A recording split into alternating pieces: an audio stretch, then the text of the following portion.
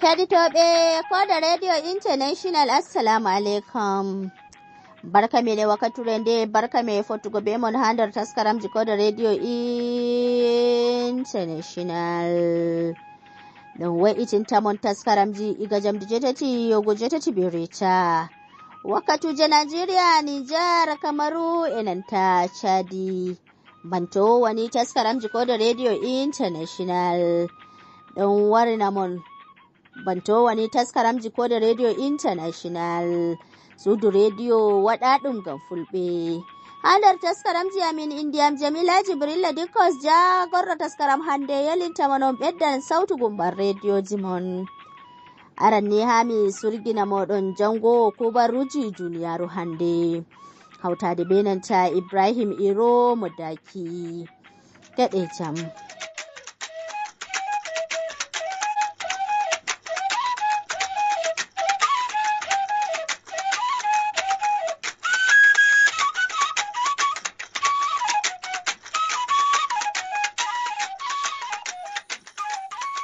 Derɗiraɓe assalamu alaikum da ko heɓa nder habaruji ɗi. Ardiɗo laamu leydi Nigeria Bola Ahmed Tinubu jippake ha Freetown lamorde leydi Afrika fombinare gamma yaltirki hawrinde huninki horejo laamu leydi ɗin Cyril Ramaphosa. Ardiɗo lesdi Nigeria Bola Ahmed Tinubu jippake ha Pretoria lamorde lesdi South Africa ngam humpitiggo hawrinde hunnuki Mr. Cyril Ramaphosa dow ardiɗo lesdi Afrika fombinari ndin jongore ɗiɗabre. Yo e ko waɗi ardiɗo lesdi Nigeria yahani hawrinde man, nda ardiɗo huwanoɓe hukuma hakkilanki yasi lesdi Nigeria Mr. Ben Okoyen. It's a very normal and usual visit. Nigeria take this opportunity to also visit to ɗo ɗum gilla sobiraku on bo ka waɗego. Nigeria hutiniran be gilla man ha sattingo famral hakkunde lesɗe ɗen ɗiɗi, ko ngam bo famral hakkunde lesdi Nigeria be South Africa na ɗum handewal on. Lesɗe ɗen ɗiɗi on ɓurdi marugo sembe risku ha nder lesɗe Afrika fuu, kanje on bo laati ɓamtoje laamu demokradiya ha gallure man. Laatago Nigeria ha ɗo ɗum samɗini ɗum bo hunde yembitiggo lesɗe gonɗe ha nahiyare mai on. To ensure that we continue to show example to others. Gollirde konu Isra'ila wi'i soje'en Isra'ila ko hewti ujuneje cappanɗe joweeɗiɗi gurgiɗi, woɓɓe maɓɓe dulli goɗɗi buttulli ɓalli maɓɓe, woɓɓe bo wembake gila nyalde joweeɗiɗi lewru Oktobaru rowani wadduki jottani. Gollirde konu Isra'ila wi'i soje'en Isra'ila ko hewti ujuneje cappanɗe joweeɗiɗi gurgiɗi, woɓɓe maɓɓe dulli goɗɗi buttulli ɓalli maɓɓe, woɓɓe bo wembake gila nyalde joweeɗiɗi lewru Oktobaru rowani wadduki jottani. Nden bo woɓɓe ujuneje jowetati e temeɗɗe jowego'o e cappanɗe jowego'o e tati iɓe cuuɗi nyawtorɗi jaɓa leɗɗe nyawndigu. Gollirde nden ɓesdi wi'uki iɓe seka limgal keɓayɓe nawnanɗe kalluɗe hiddeko ragare hitande nde'e ɓesdoto yimɓe ujuneje nogas. Kubaruji ni holli kala nyalande fuu eɗum heɓa konyanko'en leydi Isra'ila ko hewti ujunere njareteɓe nyawtorɗi ɓawo ɓe keɓi ƙuzanɗe kalluɗe. Kerol ko heɓa nder habaruji amin ɗin wonɗon. Joni sai moƴƴitino jonde gam nanki taskaramji amin luttuɗi hautande e jamilaji be. Ayatama Ibrahim Iro Mudaki nder taskaramji Koda Radio International hande. Ɗum ɗo wandi be nanta taskaram fina tawa.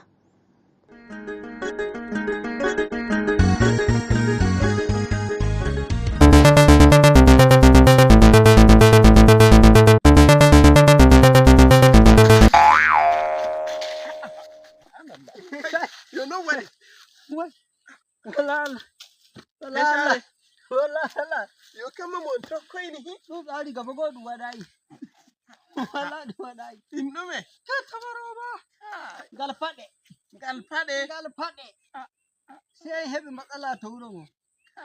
Mi yehi mi laɓaɓake, mi yehi mi hukkake heewi ihu gujjo. Mi wurtowake way mi yurnoto heewi ayran mo ɗo wayni woni mo.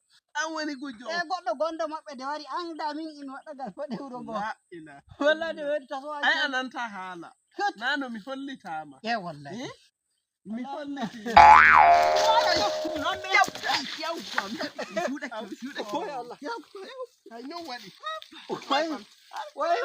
An arɗo na heebi ayan an. Yo heebi ay mihin kan. Yo mi suuɗake. Tamaroma.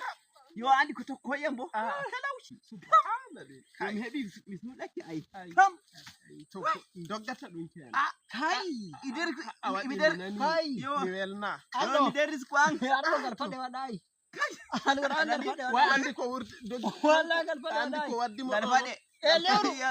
Lewru gotidi ma. Mi yehi mi hukkake. Miɗan huɗɗi ɗengel an dow leeso ngon ɗo. Heewi doggo e gadde e laɓi. Wari wondi damɗi ta ino ndi hotti ma kana To wuro ngo. sindi. To wuro ngo. Imi nana goɗɗo suka to wuro ngo hon shashajo. Way doddijo o fa o alfaki. Daga o huɗɗi nattoɗoki e wuro. Wallahi matsala huɗɗi hefti. Be i fuɗɗi watuki. Ngal faɗe o waɗi. Ngal faɗe. Nano mi hokkamo haala o tani. Yo dama non ɗum woni ayi. Non ɗum woni. Dama e mi ɗimo kadi he gorko on mayi. Ay dama humo. Yalla. Kuma To makocinjo Allah hankal kan. Hanko kande ko mayi ay hanka ko haala makko ɗaɓɓake. Nano mi hokkamo haala o wi hanko hangal faɗe ngal na o waɗi ngal. Nano goɗa o Way haɓɓitegal ngal. am dama on wima humo Way heran moye jolloru. humo rena ngal Way faɗe. jolloru ndun ɗum waɗa kondu maɗa. Yo Ko goɗɗo ma jolloru ya janata? Yo ay to mi dilloy hakkunde gure ɗen. On darotomi mi ɗumanto. A anda Yo ba. to ton ina. Imi der wuro an jodi. Ay ba ɗum man tagi Wadde niyam marori hay kusi. Anani ba. Yo sai nan mi kawai wi way hombina wuro an. Way talauci ɗo dilloy. Anani ba. Talauci ba. To a daroma ngel taw. Ngel ɗon ay ta heɓi ngel. Ay gon ɗon dotti giɗa. Amin dami afala kew. dami heɓay ngel mi waray ngel ay. Do sai mi hul tongel nyo aya. Ayngel nyo iya ay kadi. Wonde hitande. Nammi habaru majjel. Nodi inde di leydi. Hokkan inde di leydi ɗo. Bini ko ko togo ko bo. Na leydi Yasine. Leydi Yasi mana. Yawwa. To mi wima kanana de wi'ira ngel ɗon. Hangel ɗon. To min mi jaɓa ay min kawri. Ayo den no jaɓa mana. Ay ngel wanni hirna. Ganduɗa huna. Wala a hisi. Hakkunde e majjel ngel wanna hirna min mi soɗɗoro. Wala a hisi. Ayo non waɗata. Aisha ana hefti ko? Ɗinde wima an ananta shawara. Wallahi. Ko wallahi ar henyi torra. Wallahi. Kere ko bi ɗayan to mi yaha bigere nden ɗo. Min wallahi yidde yaade ko maɓɓani min. To iri ɗum. O yilaran. To mi yehi to maɓɓani. Yoni an ɗum sukaɓe ma en nani habaru. Da ɗum man taɗen kayani mi shikenan. Hede ɗan naki ɗan wote fa. O wi o rokkayam manajan darakta company makko. Bimi mi yiɗa. Hausa en gaɗi wakka haala. Ɗalaɗo. Anana? Hausa en gaɗi wakka haala. Kwaɗayi. Yawwa. Mabuɗi wahala. Allah ta wannan tegal mana. A waɗani fi tegal an galgal waɗayi. Joni ko to koye ma yo. Min wari gorko o woni. Joni. Joni en sukaɓe ma nani. Allah iri ɗo. Ko ɓe nani. E mutunci ma e ɗume maɗa. Sai wiya a yehi kawai. Tegal ai hun tegal. Tegal ai ɓura tegal. To amma jan wai asal wuro ɓuri. Gal wuro? Gaddama wuro. A hande min andi non. Wallahi min andi non. Gaddama wuro ma. Gaddama wuro ma. Gal wuro ɓuri. Wato wannan ne. Ɓaggi. Mi heɓai ɗon waɗi. A waɗalanta min ngel ɗo. Mi daɗa sabida. Min ma ai kange ngel tokko yan. Tunda da ɓe keɓi yan ai mi anda da gaɗan. Arɗo gobal anya min mi yarda akima. Raga innuka ngel ɗon jela. Ina ma ngel dogo wacamo. Ka sallama da kai. O jobbi ko ai. Wai joni don dogga kadi. Talauci wala ai ingiɗa ka. Onon hakkilo mo e hukki sai yauto. Yo an ɗon ganduɗa kenan. To ta fara. Amma ko anana ne. Ai min ingiɗa ka sallah to. Wato anana ne biroji. Fito kai bawa online. O on ko? To gab ai min fa iri gab min ma.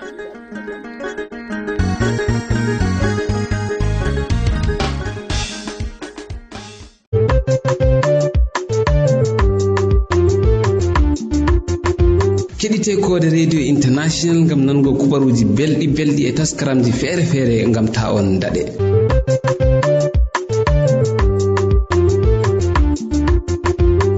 On heɗiti taskaram finatawa warin mon darnde go diga ɗo kode radio international enan bo ɓedde sautu gumbar radio mon min ɗo wandi ɓe nanta taskaram dinginan roɓe ka radio faransa international keɗite jam nde yewtere ko fillitande dingiral rewɓe.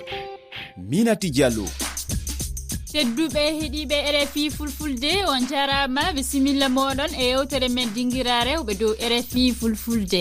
toɓɓere yewtere nde ana haala rewɓe yimoɓe hono gurdal mabɓe worri caɗele heeɗi ɓe jogui e ngal gollal e jonde nde eɗen gondi e rewɓe ɗiɗon yimoɓe ɓe ɗiɗon foof ɗum hawa ɓe noddirde en cilminan goto e inde andete yimoɓe Nigéria Hawa Gombe anditirteɗo Hawa Pullo koɗo meɗen o ɗum yo Hawa Coulibaly jeeyaɗo Mali kanko ɗum Hawa Pullo o andirte bisimilla moɗon e heɗade yewtere nde.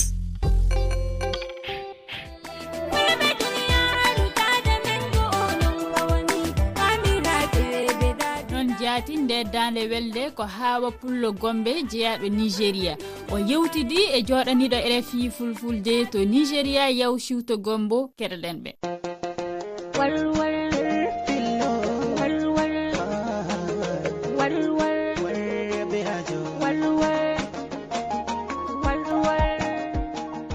Hawwa Kawuwa mo ɗum ɓuri andirgo e Hawwa Pullo Gombe ɗon nder yimoɓe fulfulde nanaɓe sanne nder lesɗe Afrique e ma lesɗe duniyaru goɗɗe. banna fulfulde bo oɗon yimra e ɗemgal hawsare ma o famtini RFI fulfulde ko waɗima o fuɗɗi yimugo.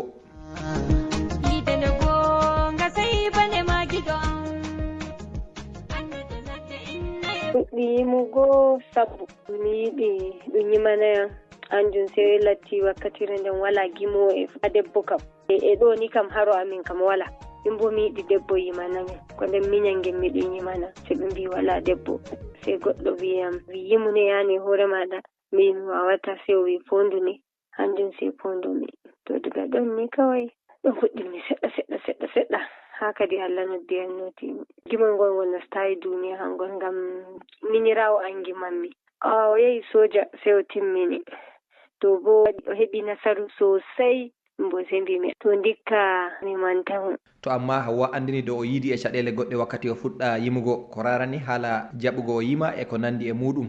heɓi caɗele ma sosai ma na seɗɗa ma wakkati fu yimi gimol aranol ngol mi waddi ha wuro mi wi'ay ɓe min yimi gimol ngol to diga ɗon sey yimɓe studio ɓen sey ɓe mbi a to non kam ay nanu hande dande a wiyay Ummu Sangare a wiyay moy ɓe gaɗi ka wiki non to mi ummake useni min tettete to kamɓe gaɗi ka heɓuki kuugal e noddayam haala kuugal to hanjum nde wuro amin kippiti kepti ati fuɗɗumi aranol kamɓe anda amma diga gaɗa ɗon nde ɓe kepti e shali hanjum sey ɗum haɗiyam miɗum yaari ndiyam nange sosai sannan ɓe ngari ɓe mbolwi ɓe gerdi min narri e maɓɓe nder barka maɓɓe gaɗaymi kuugal ha yen jahaymi pat e andangal maɓɓe dañoɓe am dada am e baba am fuu. To hikka woodi gimol biyetegol warwar ngol Hawwa Gombe hawti yimidi e gimowo hawsajo biyeteɗo Husseini Danko gimol ngol bo waɗi inde ngol sakake nder duniyaru sanne nda ko Hawwa dow haala ma ngol.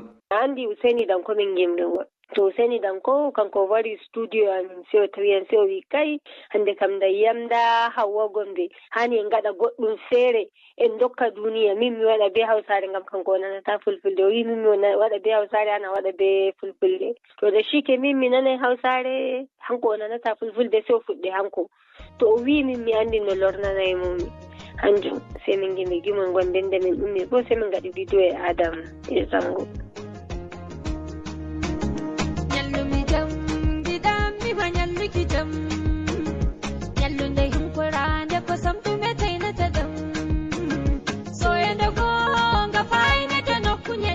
Hawakere feere bo mi ƴami woɓɓe heɗitotoɓe gimi Hawwa Gombe wonɓe ha gallure Jalingo lamorde diwal Taraba yiyande maɓɓe ko rarani gimi maako.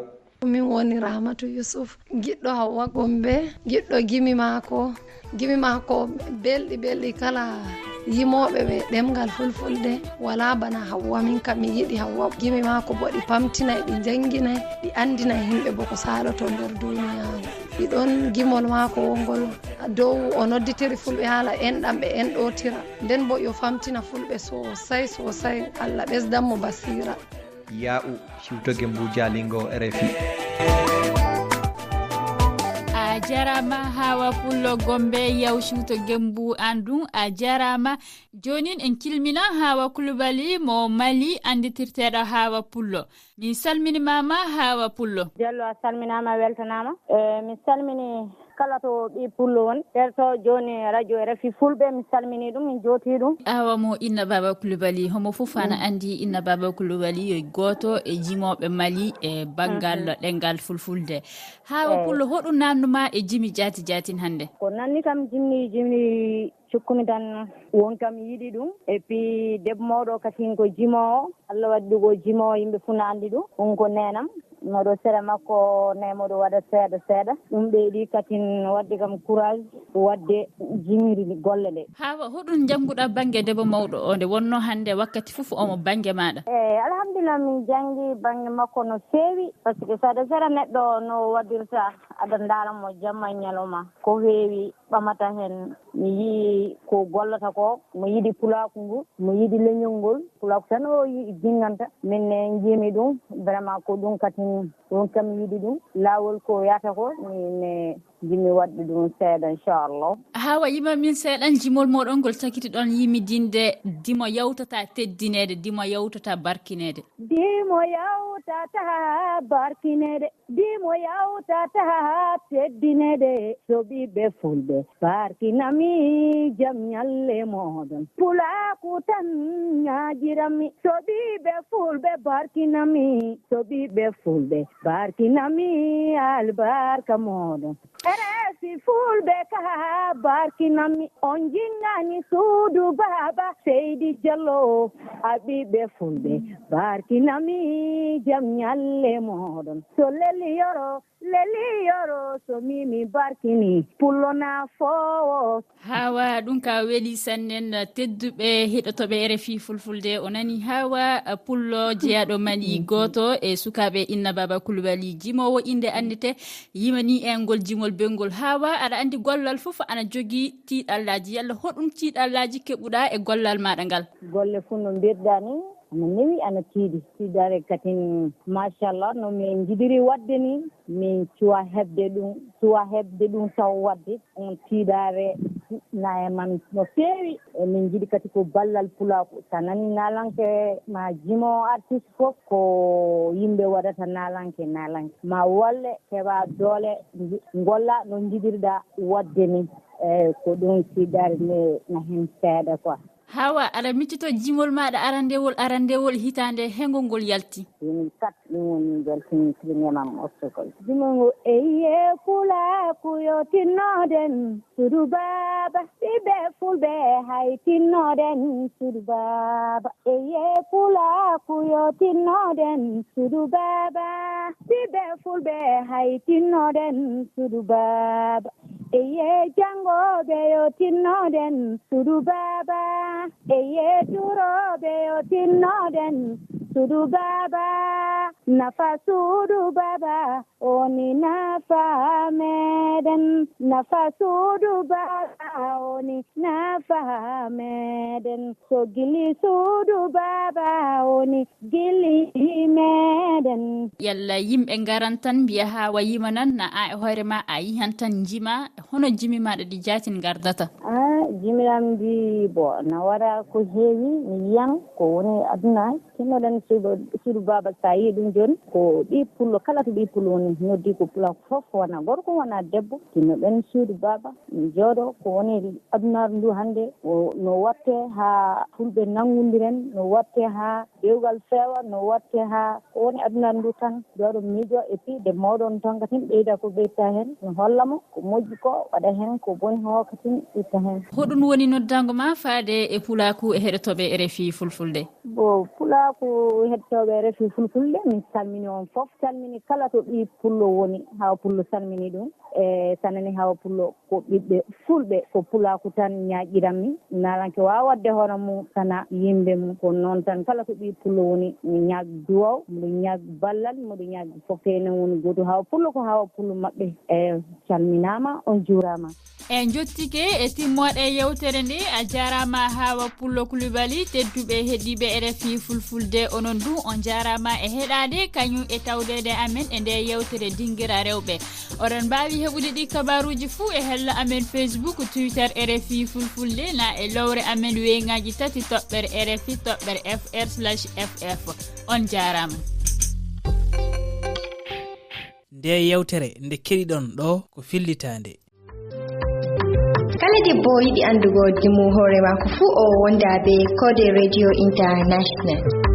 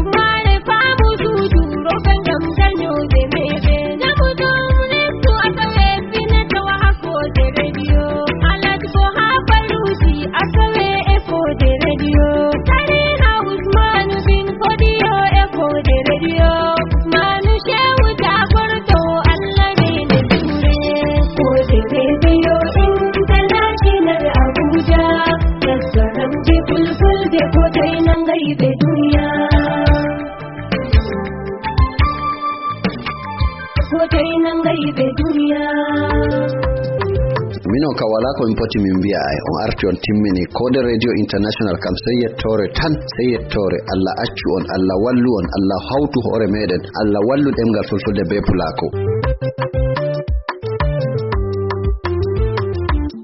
ge wuttama tambi wuttama laala seɗama fuuta hewtama en hewti fuuta ka to funde waliyaɓe holoraɓe jente nebban nayi urilan kosan nayi urilan en hewti ka wuro kenum ɓuuɓu ko wi fiilan nayi ɗin jiri loope jiiɓama ceɓe sirama lanɗam fullama tuppalngal monnama daabeji ɗin ɓannama ko ka wuro wona nagge be inde mum ko honto maage e ñale maage woni ko honto artirɗi wontiri wolowe e ngaari wolowe ka yaari si a nani nagge no fiifo pette a sira kormo wubbana yimɓe anduge fondaali e pullo wuro si wona ɗum nge ɓuuɓiray wa ndiyan e nder lookum bifi mi wi'i jente tuppalngal monnama alluwalle karambo laddama bindol windama lootama nayɗi yarnama jente pullo wuro sori e mukkal mum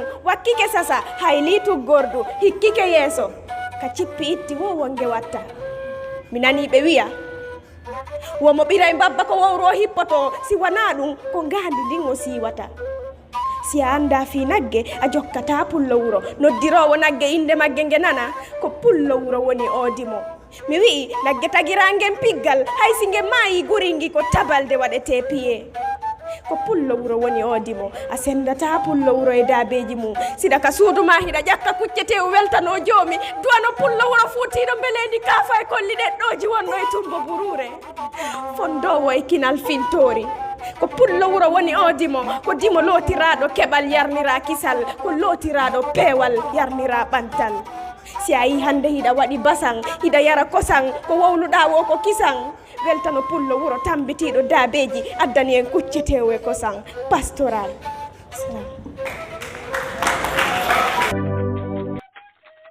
heɗotoɓe fuu haɗɗon heɗiti taskaramji amin dow darnde hukumo suudu radio kode international mo hawti taskaram mai ahmad arab abubakar azare mo wo'itin taskaram hande ibrahim iro modaki inde am jamila jibril ladikos wiyata moɗon kirte jam